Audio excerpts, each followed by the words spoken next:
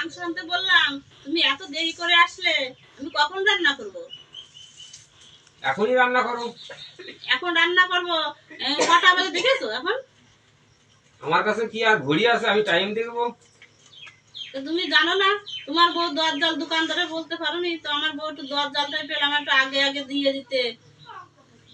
সবার বই দরজাল, লক্ষ্মীর ভান্ডার পেয়ে সব বই এখন দরজাল হয়ে গেছে। তুমি সেটা ভেবে না যে তুমি একাই দরজাল। এখন কোনো বই কোনো স্বামী দেখতে পাচ্ছে না। 3,000 করে টাকা প্রতি মাসে পাচ্ছে, তাদের একটা গায়ে তেলই আলাদা। হ্যাঁ, তুমি বললে যে বিজেপির ভোট দাও, ভোট দিলে দেখবা অন্নপূর্ণা 3,000 করে পাবা। তা আমি তো এক মাসের টাকাও পেলাম না। তা আমি কি করবো? তাহলে তোমার আমি বাপের বাড়ি চলে গেলাম, তুমি থাকো, আমি তোমার ভাতই খাবো না। আর কয়েক মাস থাকো, দেখো ঢোকে নাকি, তারপর না হয় সিদ্ধান্তটা নিও। না, আমি তোমার ভাত খাবো না, আমি যে হাঁটলাম। আর এখন তুমি আমার বুড়ো বয়সে তুমি এখন বাপের বাড়ি চলে যাবে, আমি আর বিয়েই বসতে পারবো? আমাকে কে মেয়ে দেবে? ও বুড়ো পুলিশেরও আছে, বুড়ো পুলিশও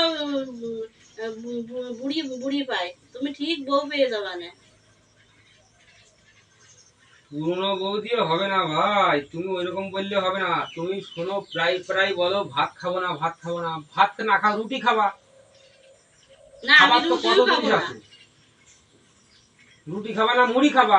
না, আমি মুড়িও খাবো না তোমার। মুড়ি খাবা না চিড়ে খাবা? চিড়েও খাবো না। তা যদি না খাও তাহলে ঠাকুরের আসনে বসো, একটু করে চিনি দেবো, তা তো খাবা। না, আমি তাও খাবো না। আমি অন্নপূর্ণা পাইনি, তোমার কথা মতো ভোট দিলাম, আমি ভাত মাত খাবো না, এই যে আমি বাপের বাড়ি চললাম, এবার হাঁটলাম, আমি এই যে চলে গেলাম। আরে যাও তো যাও। হ্যাঁ, আমি চলে গেলাম। বউ আমি